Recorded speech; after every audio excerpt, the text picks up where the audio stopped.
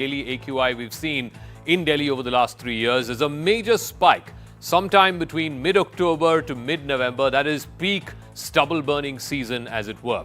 Now, number one, who is guilty for this? The average daily AQI you can see between 2022, 2021 and 2020, it has been almost the same at the similar level, except in the year 2020 when it slightly came down. But in 2021, it spiked up to 372. In 2022, the average was between 320 and 319. Now, the figures that show the average daily AQI impact shows something very, very apparent. That is, in September, in all those 3 years, you have a low of 78, which was in 2021. In 2020, it was 116. In 2022, it was 104. Something is happening in Delhi between September and November when it suddenly speaks. So, for example, in the year 2022, it went from 104 in September to a peak of 320 in November. And the only thing that changes between September and November is stubble burning. Now, it's not just Punjab. We keep pointing fingers at Punjab because it is the largest agrarian state in North India. There's a lot of stubble burning that happens there. But it's the combination of all states in and around Delhi, around the northern plains, as it were. If you were to look at it, Punjab, Haryana, Uttar Pradesh, in 2022, and look at the staggering figures. In 2022, Punjab had 12,112 farm fires. Haryana had 1,800 or so, and UP had 705. Look at the staggering difference between Punjab and Haryana neighboring states. In 2021, again, the Punjab figure was slightly lower. It was 9,000. The Haryana figure was 2,400, and the UP figure was 857. You go back to 2020, 25,766 farm fires in Punjab. Haryana was 2,100 and UP was 1,062. So it's clear from this graphic that Punjab is where the bulk of the stubble burning happens. I mean, it's an overwhelming measure. In fact, it is 1:6 if you were to take the 2022 figure. Haryana just under 2,000 and Punjab at 12,000. So 6 times more stubble burning happens in Punjab.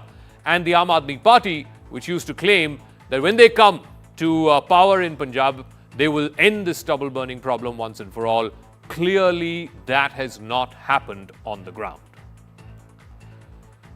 Now, Shashi Tharoor has poked fun over the crisis, over this whole pollution crisis that is plaguing Delhi. He has tweeted, and that's part of our Motorola, India's best 5G smartphone brand's tweet of the day. Hello, Moto. So this is the tweet, and I quote from it. Exasperated Delhiites are choking and spluttering under an AQI of 462, nearly 19 times the WHO safe limit of 25. He's even tweeted names of Delhi landmarks. Lutyens Delhi is Pollutants Delhi. Hauz Khas is Haze Khas. Daula Khwa is Dhua Khwa.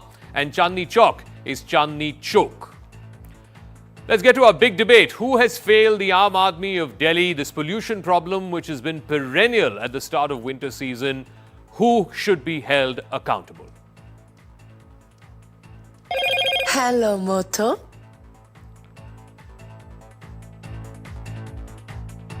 All right, on the big debate tonight here in our studios, R.P. Singh, national spokesperson of the BJP, is joining us live from our studios here in the national capital. Reena Gupta is spokesperson of the Aam Aadmi Party. Shiv Kheda, author, and Dr. B. Sen Gupta is former member secretary of the Central Pollution Control Board. R.P. Singh Saab, let me start with you first.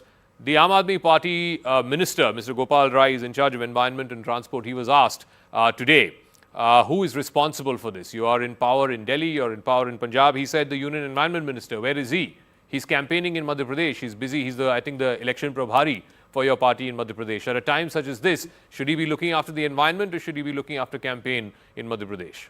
Zaka, before I start my debate, I'd like to play something for you. Pusa research institute के साथ मिलके एक solution बनाया, chemical solution, biochemical solution. वो solution छिड़कने से वो जो स्टबल है, पराली है, वो खाद में कन्वर्ट हो जाती है। It's a win win situation और इतना सस्ता है। दिल्ली सरकार ने दिल्ली के सारे खेतों में छिड़काव कर दिया फ्री में। पंजाब सरकार भी कर सकती है, यूपी सरकार भी कर सकती है, हरियाणा सरकार क्यों नहीं कर रहे वो लोग? Okay. This is an audio clip you're playing of the Chief Minister from a couple of years ago. when they were not in power Okay, in Punjab. in Punjab. Now it's other way around. Now he started pointing towards center. Where is the minister? Where is everyone? I mean, and that solution was not that material was provided by the PUSA. Yeah. And they have spent something like what 16 odd crore rupees for publicity of that. I mean, the huge amount for publicizing that we are using some ads in newspaper and TV and everywhere. That oh, this is a solution. We have done it in Delhi. Punjab should do it. You should do it. Come on, so start and do it. And then we all know that stubble burning in Punjab, Haryana, UP is the major reason for all this spike which happens in this special 1 month period. But there is no way. But today I am carrying this oxygen part. I mean, this is a small bottle which gives you in emergency if you need. I mean, Delhi and Delhiites will need it soon. When we will need to just put it in on our face, and then probably we can have little more oxygen that particular period. Okay. But give me a second. But fact is, Delhi is being governed by Delhiites or Delhi government. So Delhiites or Delhi government, whom Delhiites have elected Delhi government, and Delhi government is do the needful. I have to just say two things, and I'll then you can get the other guest. Okay. There were promises of mechanical sweeping in Delhi. Please show me one place where mechanical sweeping is happening. There was promising of that those special gizmos will be put. Some 25 crore rupees was spent on one of those. Smog tower. Smog tower, yeah. But I mean, I am not naming it because then they will say that, oh, the smog tower was to be done by the center again. Well, Delhi CM said we will put these. I mean, there is a trial. That smog tower is not working in Delhi. And from last many now? From many months, many months is still the same. It's not working at all. Okay. I mean, Delhi need minimum of 100 of those, and it's not a big deal. No, Delhi has lot of funds, lot of money. Okay. And in assembly session, in assembly they stand up and say, "Hum Delhi ke malik hain." So hum Delhi ke malik hain. Hum kya karenge Delhi kaise chalegi? So let Reena Gupta respond. First things first. Time and time again, Mr. Kejriwal and other leaders of your party have said, if we come to power in Punjab, we will fix the Parali burning problem. You're in power in Punjab for over a year now. What have you done to fix the problem? I showed the numbers. We can play out those numbers again. Punjab in 2022 had 12,000 farm fires. Haryana had less than 2,000. Haryana is a smaller state also, no, Zaka? But let me explain. 6 times smaller, ma'am. Let me explain this properly. So first of all, air pollution is a North India problem. Haryana. Sir. RP Singh has to keep quiet. You answer my question. Yeah. See, first of all, pollution is a North India problem. As we are speaking today, Greater Noida is 482, Sonipat is 464, Ghaziabad is 420, Gurugram is 400. So let us not single out Delhi as the only place which is polluted. That's point number one. Point number two, we have been saying for years now that if you want to solve the pollution crisis of North India, of the Indo-Gangetic plain, you have to bring all the governments together. China, Beijing faced the same problem. They did not blame some previous prime ministers or some other governments. They took the problem head on. They sat down all the regional governments and they gave them targets, year-bound targets, action plans. Delhi government is the only government that comes out with a winter action plan. Does the UP government, does the chief minister there even understand what AQI is? Have you heard once from him? Of the ma'am, I asked you a very simple question. No, one second, ma'am, please. Let's not beat around the bush. Delhiites are angry because this is the same arguments you give us every year. I asked you a simple question. You said when you come to power in Punjab, you will put an end to the Parali burning problem. You are in power in Punjab. Punjab still, day before yesterday, 2,000 fires in a single day. It's a record for the state of Punjab. Yeah, please respond. I'm waiting for your response. I will give you two databases. Today, if you look at Ceasefire database, which is a database put together by the central government, Ceasefire database will tell you today, 80% of Delhi's pollution is originating from outside Delhi. only 20% is attributable to internal factors of Delhi. This is not my database. This is not Delhi government database. This is Ceasefire central government database. Second database, you look at the NASA website, which looks at farm fires. This year in Punjab, farm fires are down by 50%. I say with full responsibility, with full data to back me up. You can go and check it on the NASA website. It's called the CREMS database. So, ma'am, then why are we in this situation today? Because no, why are we in this situation today? I told you just 2 days back, ma'am. 2 days back. 2,000 fires in a single day is what we saw in Punjab. 2,000 fires in one day. Fires have doubled in Haryana. No. 2,000 fires in one single day is what we saw in Punjab 2 days ago. And do you know, ma'am, which district is number one? Number one is Amritsar. Number two is Sangrur, which is the Chief Minister's home district. Have you looked at Sonipat, Zaka? Have you looked at Ma'am, Sonipat? I don't live in Sonipat. 1.2 crore people live in Delhi. You are elected representatives of Delhi. Please solve Delhi's problem. I don't care about Ghaziabad or Sonipat or Panipat. Please solve Delhi's problem. You said, yes, Punjab we can't control. Punjab is somebody else's government. You are now in power in Punjab. Please do something about it. It is a North India problem. Sorry, no, I don't accept this. I don't accept this at all. Unless you bring all the it's a North India problem. This is not there in Himachal Pradesh. This is not there in Jammu and Kashmir. What are you saying? No. Let me go to Mr. Sengupta. He's a former member of the Central Pollution Control Board. I'm sick and tired, sir. I am completely apolitical. I don't have any affinity to Aam Aadmi Party or BJP or whatever. Sad reality is, for the last at least 10 years now, same time, end of October, early November, lead up to Diwali, same problem, and neither central government nor state government have been able to fix it. Please tell me, Mr. Sengupta, what is the problem and why is it that none of us are able to collectively fix this problem? Thank you and good evening to everybody.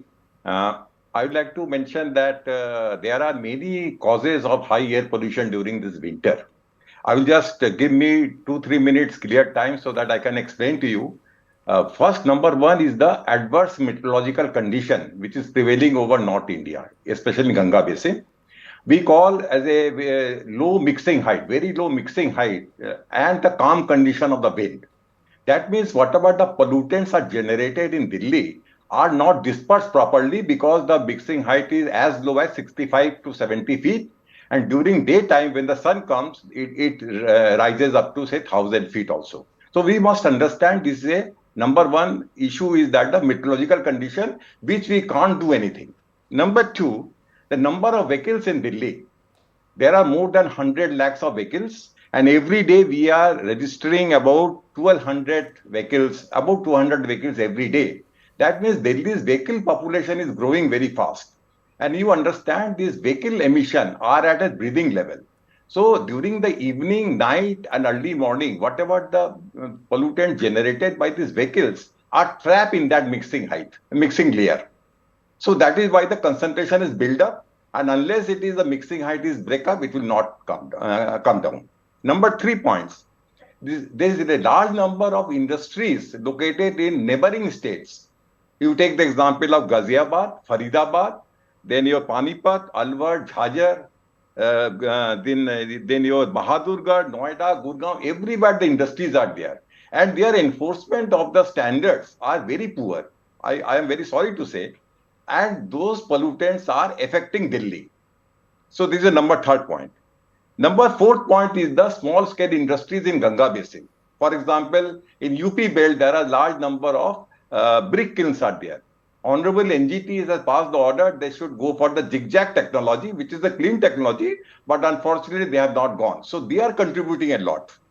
Then next one is the MSW dump site burning. We have to take the whole air pollution control in the airshed ways. Okay. And the airshed of whole NCR, there are large number of MSW dump sites are there where the methane gas is generated, which is burned, which is burning all the plastics, rubbers, and all sort of things are being burned there. Okay. And that is causing the air pollution. Now the next one is the agriculture residue burning. you and Mr. R.P. Singh has rightly pointed out that is also contributing pollution, but not whole pollution. Whatever the state of things today, it is not caused only due to the agriculture residue burning, but there are all the other causes which you have mentioned. I will mention one more important thing, Mr. Jaka, is the solvent uses. In the dry cleaning industry in our city of Delhi, there are more than 2,000 dry cleaning industries are there who are using very poor quality of solvents which are coming from Gujarat and Maharashtra by those chemical industry. And when they use these solvents for the dry cleaning purpose, a lot of volatile organic compounds are generated, which is a highly carcinogenic. It can cause cancer, and it's when it's emitted, it will form the PM 2.5. It will attach with the PM 2.5 and causing very toxic type of pollutant. So we must learn this thing. Then there are large number of disease sites in NCR region. And the last point why this cause is there are 13 large coal-based power stations are located in NCR region, in Yershed. And they are emitting SO2 and NOx, for which the standards have been fixed by Ministry of Environment and Forest, but those power plants have not put the FGD and DNOx system so far. So whenever the coal is burned, sulfur is coming as a sulfur dioxide, and in the atmosphere, it is become the secondary particulate as a sulfate, and then nitrate, and it affect the Delhi's air quality. Okay, so you've listed out a whole bunch of reasons. Thank you for that, and I concur with you that you can't point at one single reason for why Delhi is polluted at this time. But Shiv Khera, the point is, we know all of this. Question is, what are we doing about it? What is the state government doing about it? What is the central government doing about it? That is what I care more about, rather than what the causes are. Of course, you need to know the cause of a problem before you can attack the problem. But we know these causes, and Mr. Sengupta has beautifully laid it out for our viewers. But Shiv Khera, it comes down to a simple thing, and that is, where is the political will? This is not an issue that politicians care about. Middle class Delhiites will shout and cry over the rooftop. Some television anchors will do debates for a couple of weeks. Newspapers will headline it on page 1. But after that, everybody forgets about it. Everybody moves on. This is not a politically costly issue for the average politician, irrespective of which party he or she belongs to. That's why they don't do anything about it. Sir, most important thing is, this is not a pollution problem. This problem is irresponsible politicians. So we need to address what is the real problem, not the pollution. This is only a symptom of what it is. By the way, the current government has been in power for the last 9-10 years. So we face the same thing over and over again. But prior to that, there was Sheila Dikshit's government, and we faced this for the last 10 years earlier during that period also. Now, there are some things, as Dr. Sengupta said, which are perpetual. Industry around Delhi is creating the problem. The thermal power stations are creating the problem. Now, that is year-round. That is not seasonal. Now, what we are talking is seasonal problem. See, every season during this period, this is a seasonal issue going back for the last 10, 15, 20 years. So what is perpetual is a different issue. What is seasonal is a different issue. The seasonal is certainly related to stubble burning and much other things. Those industries have not come in the last 30 days that Mr. Gupta is talking about. But that is certainly contributing to the whole thing here. Therefore, the bottom line answer is, unless you have good people to make good laws, you will never see anything like this. And Zaka, you will keep doing these programs for the next 10 years further also. And you'll be wasting everybody's time. You know what the funny part is? That the government of Punjab a few years ago had instituted 5,000 rupees fine and jail term for anybody who is found burning parali, right? This is the law. This is by a government order. They put out this law. Point is, no one wants to implement this. And I ask R.P. Singh also this. I mean, today you're in opposition, you're not in power in Punjab, but tomorrow if you come to power in Punjab, it's not like you're going to implement this, R.P. Saab. Aam Aadmi Party is not implementing this. This has been there from Congress's time, from Amrinder Singh's time. Well, Jaka, let's understand. You must allow me to make my point. Yeah, I'll come to you, Reena. Let R.P. Singh answer the question. Where there's a will, there's a way. I mean, if they make promises, they have to fulfill promises. They said the machines were provided by the center. Those machines, we don't know where the machines have gone for taking care of the stubble.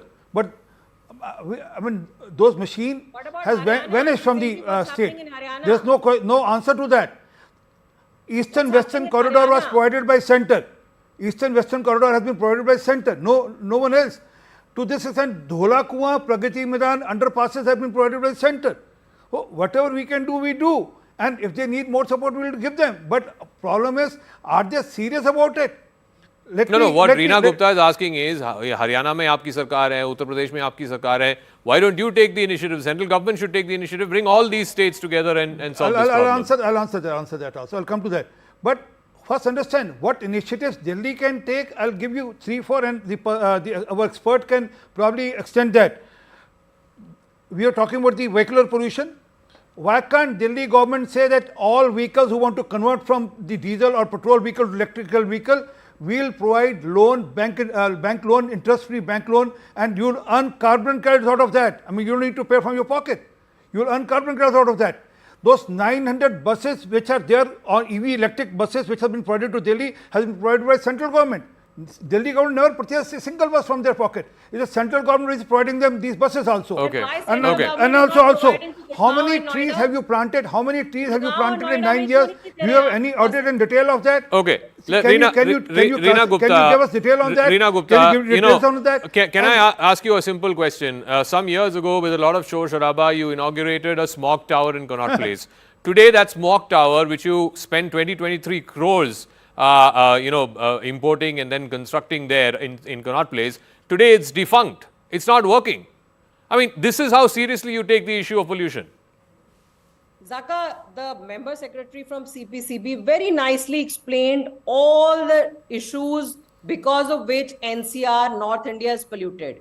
But I don't think you are interested in anything else except blaming Delhi and Punjab. So you did not listen to the fact that he's saying there are industries in Haryana and UP running on bad fuel, which pollutes Delhi.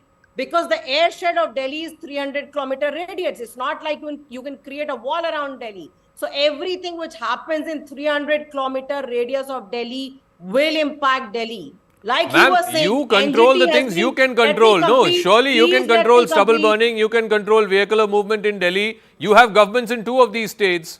At least show some initiative and show us what you are capable of doing. Shown initiative in both the states. What is the initiative? That's the reason why PM 2.5 levels in Delhi have gone down by 30%. We have shut down all the thermal What are power you plants in saying? Delhi. Today in Anand Vihar, AQI was 999. Not my data. They can't even measure the AQI in Anand Vihar. Puff today. Oxygen puff. Go and Ek read second. outside. It has come down. Go Okay. move Can on. I to your complete? One second. Can I complete? Wait. Answer the question, ma'am. There are 12,000 farm fires that happened in Punjab last year. What are you doing about it? The law of Punjab says 5,000 rupees fine plus jail term if any farmer is found burning parali. This has been there from Amrinder Singh's time.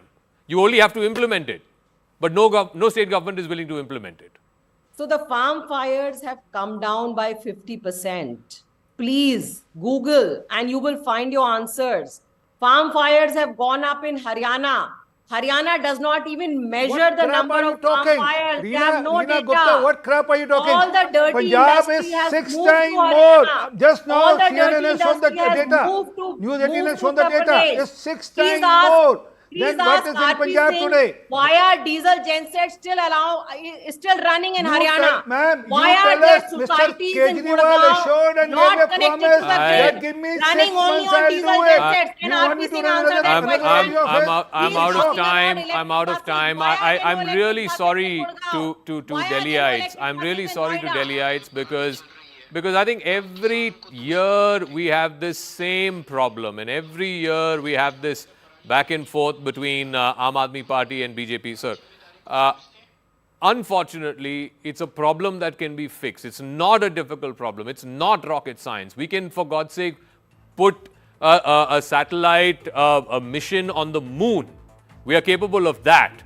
Surely nobody can argue that we don't have the scientists or the pollution control engineers or the people who are technically capable of putting this problem to rest. We surely can. It's just that we don't have the political will for it.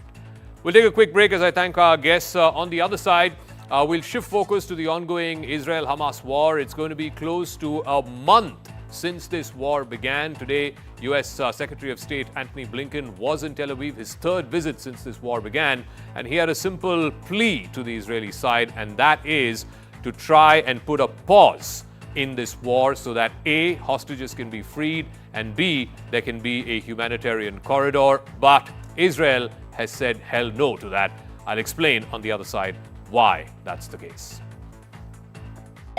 Hello, Moto.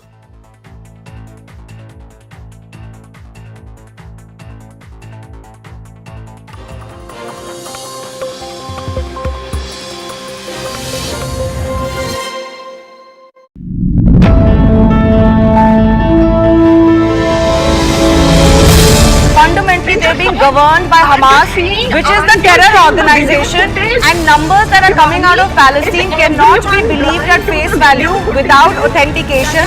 Let's not forget that that whole story about the hospital being bombed turned out to be utter lie. Is the digital helpline website Access Now officially connected to Apple? Is Access Now authorized by Apple to send messages notifying mobile users of the possibility of a phone hack? These are big questions. Panoon, in his statement, he had said that in Edmonton and some of the other places, he's going to get permissions to carry out more rallies and they're going to extend it. And as an American citizen, he's telling Canadians that I will reward anybody who gets an Indian diplomat in handcuffs. Where is this story headed? Are we looking at a full-scale war? Could this potentially spread into a wider regional conflict? What is Israel's objective? When they say they want to finish Hamas, how realistic is that? Can Hamas actually be finished?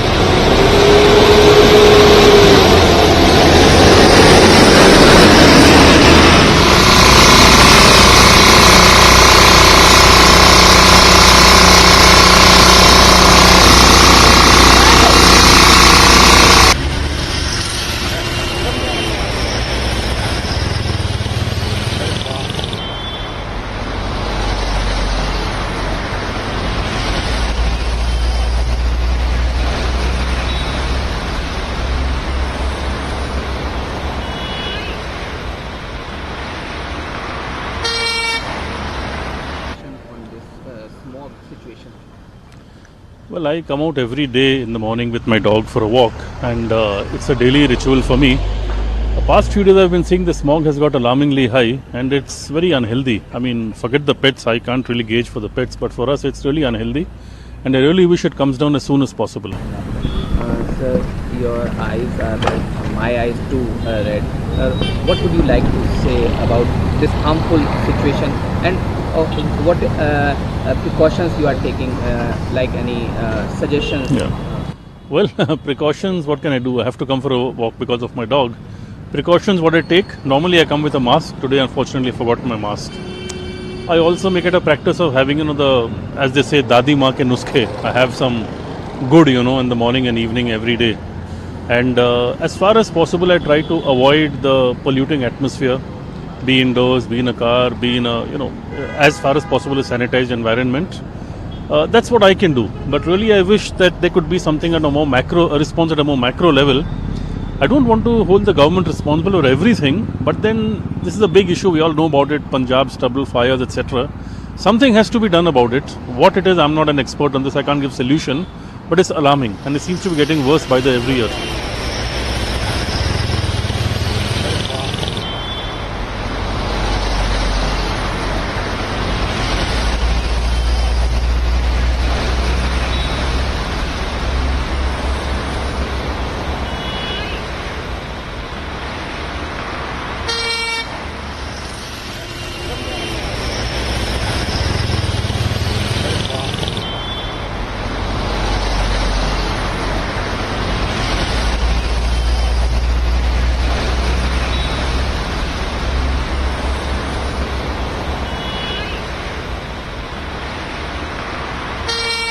मैं माया शर्मा बेटा school ये school जा रहा है। अभी पीछे भी काफ़ी मतलब स्मोगी था ये और जल्द से बढ़ता जा रहा है। तो अभी स्कूल में अभी कोई नोटिफिकेशन नहीं है, सुन की भी बॉम्बे वगैरह में तो हो गया है कि स्कूल बंद रहेंगे, ऑनलाइन क्लासेस होंगी, लेकिन अभी यहाँ कोई नहीं है। अभी ये बच्चों को परेशानी तो होती है सांस लेने में, उसमें है तो इसलिए मास्क लगा के भेज रहे हैं बच्चे को। हाँ, इनका स्कूल कहाँ पर? ये अमेठी में पढ़ता है, यूपी में। तो क्या कहना चाहेंगे इस सिचुएशन के लिए जो हो रही है? यही है कि बच्चों के प्रिकॉशन ही लिया जाए, क्योंकि बच्चे अभी जल्दी जल्दी बीमार पड़ रहे हैं। अभी भी हो के हटाया था, लेकिन स्कूल के एग्जाम्स वगैरह चलते तो भेजना ही पड़ता है, क्योंकि बेटे ने बहुत जागरूकता का काम किया। हाँ, इसीलिए। तो आप और क्या कहना चाहेंगे बतौर एक मदर भी, बतौर एक नागरिक भी, और जो आंखों में जलन वगैरह है इसको लेकर क्या फेस कर रहे हैं वो भी सब बता दीजिए। अभी आंखों में तो अभी इतनी जलन नहीं है, लेकिन हाँ ये सांस लेने में थोड़ी प्रॉब्लम होती है, आंखों में आगे ऐसे धुआं सा आ जाता है सुबह सुबह। तो इसलिए अब बच्चे को है कि भाई हो जाए ऑनलाइन क्लासेस, बच्चे बीमार ना पड़े तो ये अच्छा रहेगा।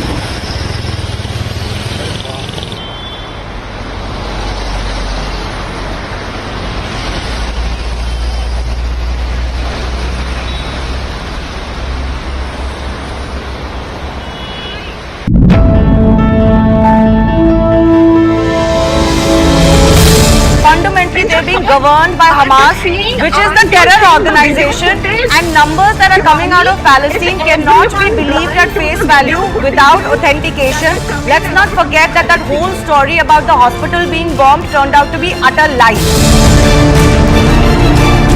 Is the digital helpline website Access Now officially connected to Apple? Is Access Now authorized by Apple to send messages notifying mobile users of the possibility of a phone hack? These are big questions. Panoon in his statement, he had said that in Edmonton and some of the other places, he's going to get permissions to carry out more rallies and they're going to extend it. And as an American citizen, he is telling Canadians that I will reward anybody who gets an Indian diplomat in handcuffs. Where is this story headed? Are we looking at a full-scale war? Could this potentially spread into a wider regional conflict? What is Israel's objective? When they say they want to finish Hamas, how realistic is that? Can Hamas actually be finished?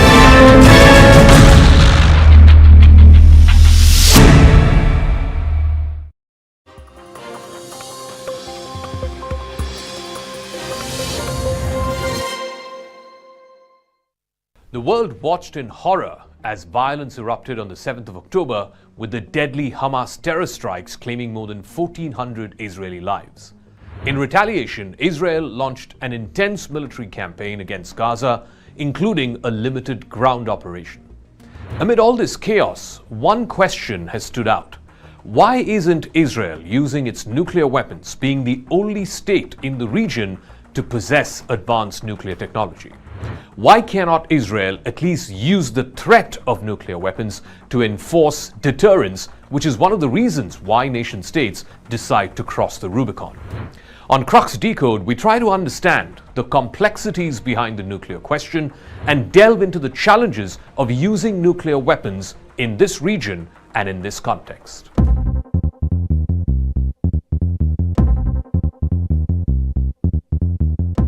Gaza is one of the most densely populated areas in the world, with over 2.2 million people crammed into a 200 square mile region.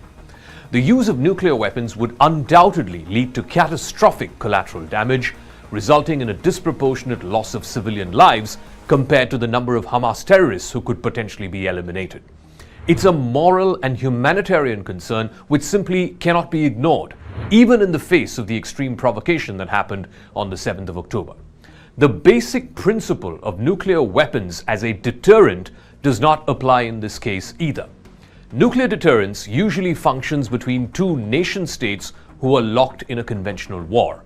The threat of nuclear retaliation acts as the ultimate escalatory step, preventing both sides from taking that step because it means the end of humankind in that region, as was evidenced in 1945 when Hiroshima and Nagasaki were bombed with an atomic bomb.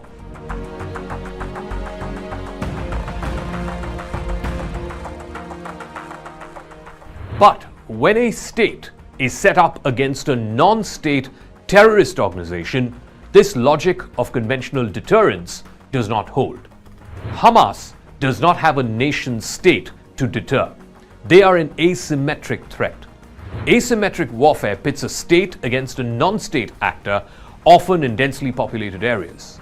In this case, Hamas has been accused in the past of using civilians as human shields, and that makes it extremely difficult for Israel to target terrorists without causing mass civilian casualties. The use of nuclear weapons in such a context would only exacerbate the moral, legal, and political questions involved. In fact, using nuclear weapons against Hamas in Gaza would not just violate international law, it will also have far-reaching consequences for Israel's international standing as well as its security. It would likely lead to widespread condemnation. It could also trigger a regional conflict, and that is exactly the opposite of what Israel needs. And that is completely also against Israel's strategic interests at this given point of time.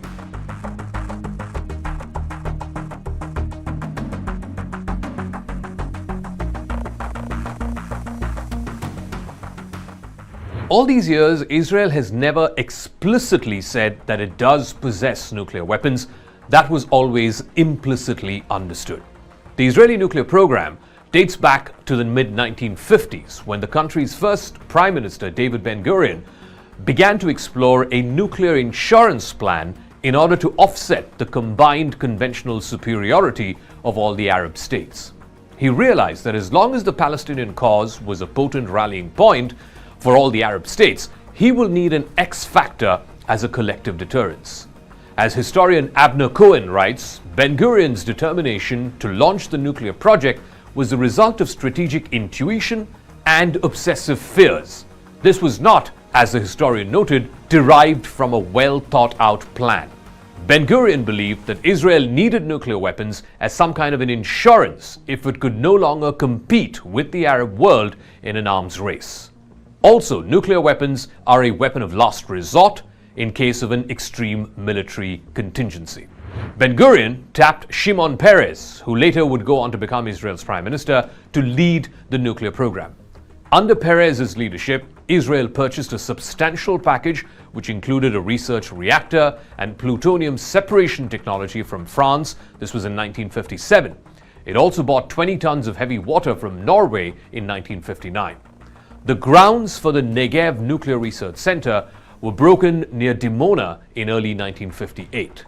This facility ran for close to 10 years as a civilian enterprise. Even the United States, Israel's closest ally, had no clue about what was exactly going on in this 3-floor underground facility. Since the late 1960s, every Israeli government has practiced a policy of nuclear ambiguity.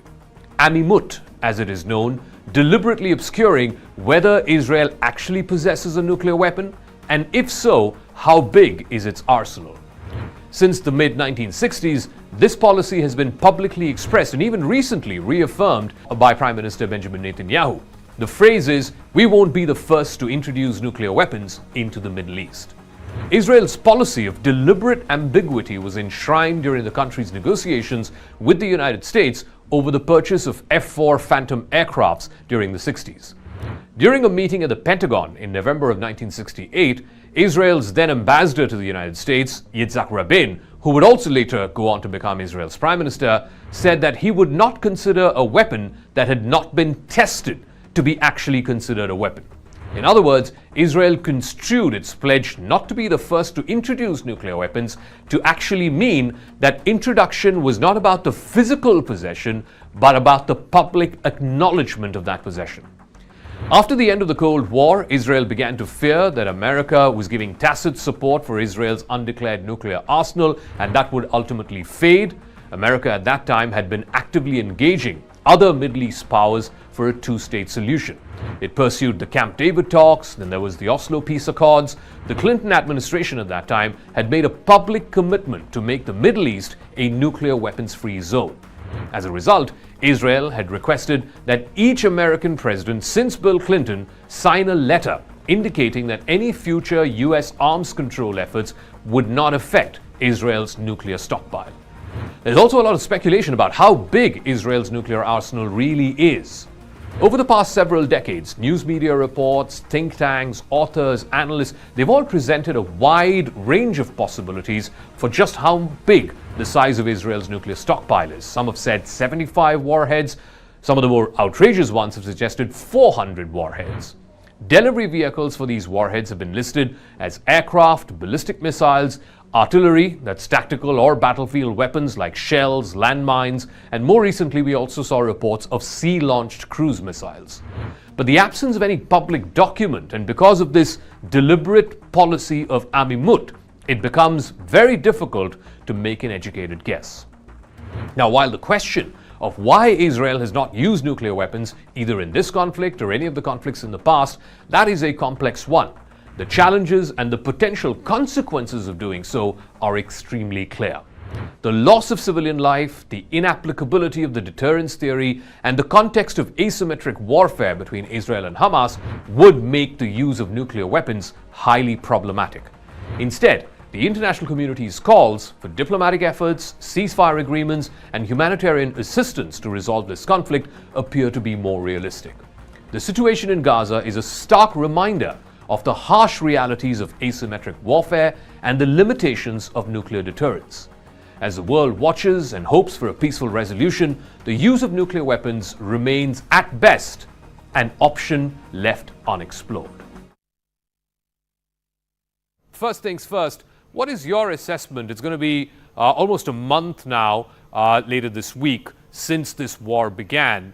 What is your understanding of where things stand as of today? Today we got the news of Israel attacking the largest refugee camp in Gaza, in Jabalia.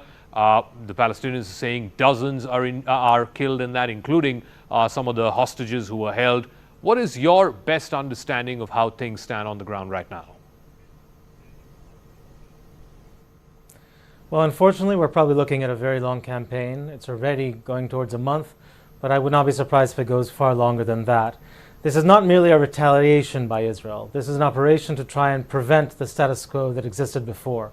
October 7th, the massacre of October 7th, the worst terrorist attack per capita at least in many, many decades, is one that Israel cannot live with. And this operation, extremely bloody for civilians in the Gaza Strip, is again not just a retaliation, it's an attempt to go after Hamas. Now, you asked very well, can Hamas be destroyed? Of course, the answer is Hamas cannot be completely destroyed. But an aim that Israel may go after, we don't know yet if that's the decision, is to try and degrade Hamas capacity in the Gaza Strip such that it cannot govern the Gaza Strip and can never mount another attack from the Strip itself. It will not disappear, it will still exist, it will still...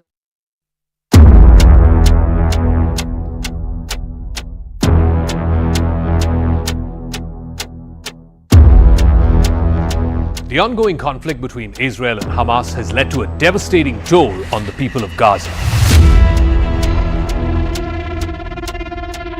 The health ministry in Gaza says over 8,000 lives have been lost. Many of them happen to be women and children.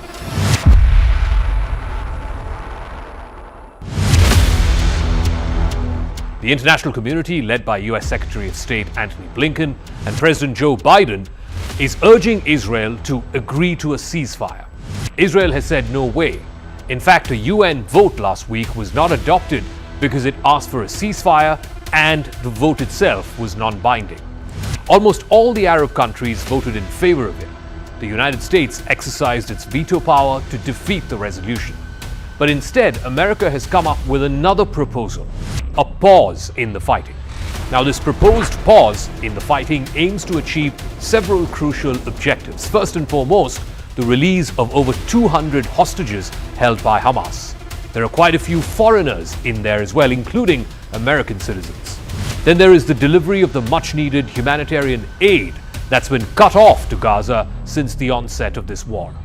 Israel, which used to control the flow of supplies into and out of the Gaza Strip, announced a full-blown siege with no water, medicine, or food going into Gaza from the day after the horrific October 7th attacks.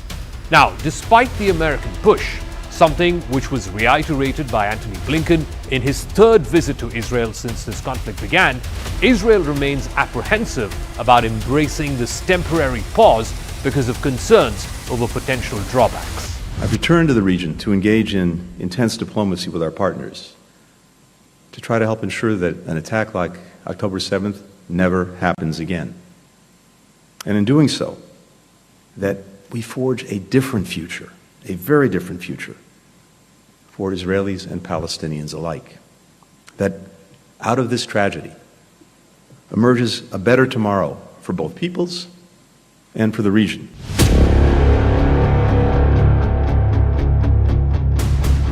The primary objective of the proposed ceasefire is to provide essential humanitarian aid to the people of Gaza. The prolonged conflict has resulted in a dire humanitarian crisis with limited access to basic necessities like food, clean water, and medical supplies. A pause in the hostilities would allow for the delivery of these critical resources, and that could potentially save countless lives. The release of over 200 hostages held by Hamas is also a critical security goal. Without the safe release of these hostages, Israel will not be in a position to achieve its objective of total destruction of Hamas. As long as Hamas has the bargaining chip of captured hostages that it will dangle before the international community from time to time, Israel's ground operations will always remain hampered. A safe passage for these hostages will be vital in securing that critical security objective. These individuals are in grave danger, and a ceasefire could create an opportunity for their safe return to their families. Agreeing to a ceasefire would also demonstrate Israel's willingness to engage in diplomatic efforts to find a lasting solution to this conflict. It could open the door for international mediation and negotiations, which may lead to a more sustainable and peaceful resolution in the long run. As of now, the only path to peace is through a state solution, something that Israel under Netanyahu has been loath to implement. But with the gaze of the international community on this conflict and also pressure building from the Arab neighbors of Israel and its closest friend, America, putting pressure, Israel will have to visibly demonstrate a path to peace, and that path to peace is only through a two-state solution. Given Benjamin Netanyahu's unpopularity within Israel, the last political impediment, if you will also be out of the way. It's just a matter of time. One of Israel's major concerns is that a ceasefire would provide Hamas with a chance to regroup and to rearm. The pause in hostilities might allow the militant group to replenish its weapons. It could potentially lead to renewed violence in the future. Israel fears that the proposed humanitarian corridor, which is meant to facilitate the delivery of aid, could also serve as an avenue for Hamas militants to escape from Gaza. And this could undermine Israel's security interests. It could potentially lead to further attacks in the future. Israel may also be wary of committing to a ceasefire without concrete guarantees of Hamas disarming. Without this assurance, Israel may feel vulnerable to future attacks, undermining the potential for a lasting peace. The fundamental objective of the military operation from Israel's point of view is to ensure that Hamas is not in a position ever to launch the kind of attack that it did on October the 7th.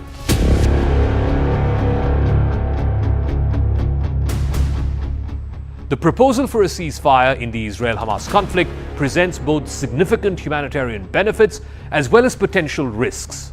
While it offers a chance to deliver critical aid and secure the release of the hostages, Israel's concerns about Hamas regrouping and the escape of militants highlights the complex nature of this situation. Even America understands its concerns from its closest ally.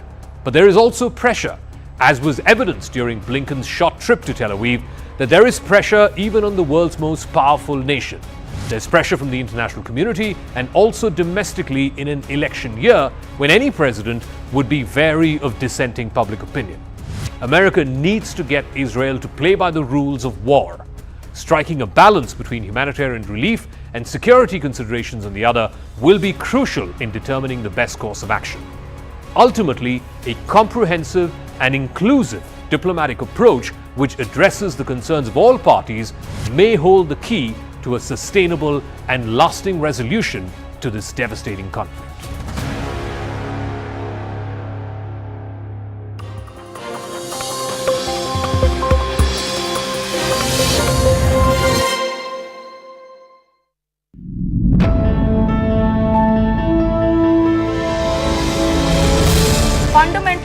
governed by Hamas, which is the terror organization, and numbers that are coming out of Palestine cannot be believed at face value without authentication. Let's not forget that that whole story about the hospital being bombed turned out to be utter lies. Is the digital helpline website Access Now officially connected to Apple? Is Access Now authorized by Apple to send messages notifying mobile users of the possibility of a phone hack? These are big questions. Panoon, in his statement, he had said that in Edmonton and some of the other places, he's going to get permissions to carry out more rallies and they're going to extend it. And as an American citizen, he's telling Canadians that I will reward anybody who gets an Indian diplomat in handcuffs. Where is this story headed? Are we looking at a full-scale war? Could this potentially spread into a wider regional conflict? What is Israel's objective? When they say they want to finish Hamas, how realistic is that? Can Hamas actually be finished?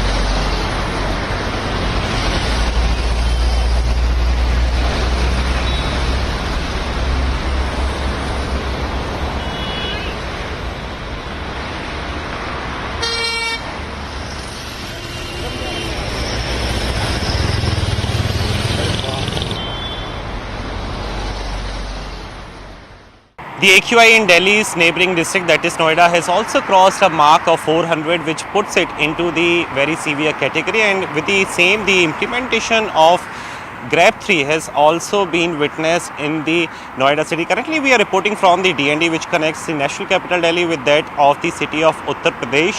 So this is in the visual, you can see that these are the high-rise corporate offices which can be seen completely engulfed in a thick layer of smoke, and the visibility has completely reduced to a lower level, and such is the situation across other NCR cities as well.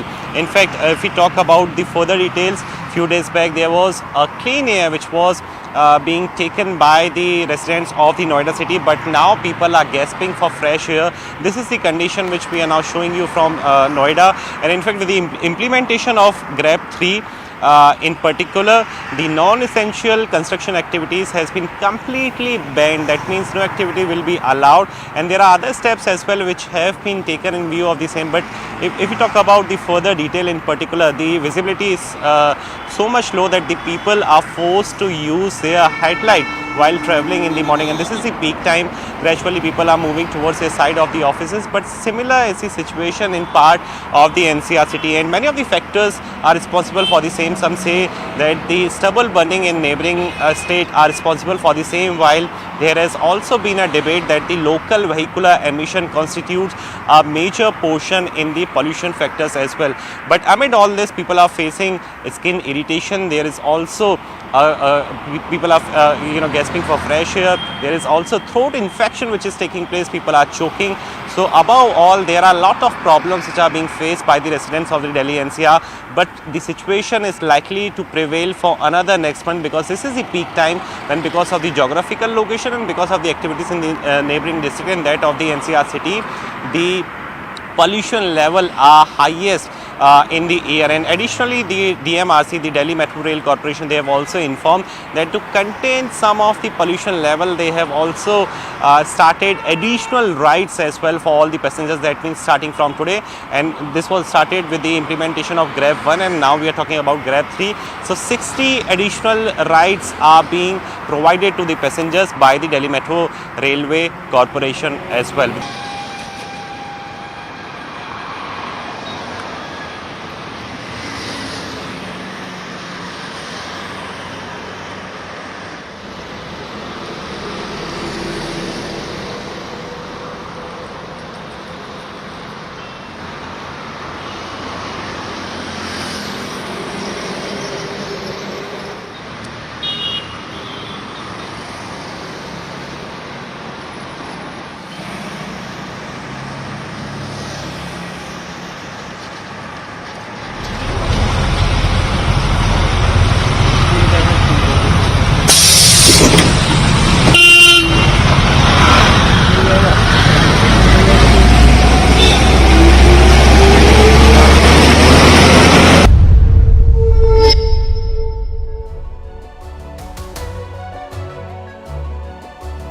Hello, Namaskar. This is First Post and you're watching Vantage with me, Palki Sharma.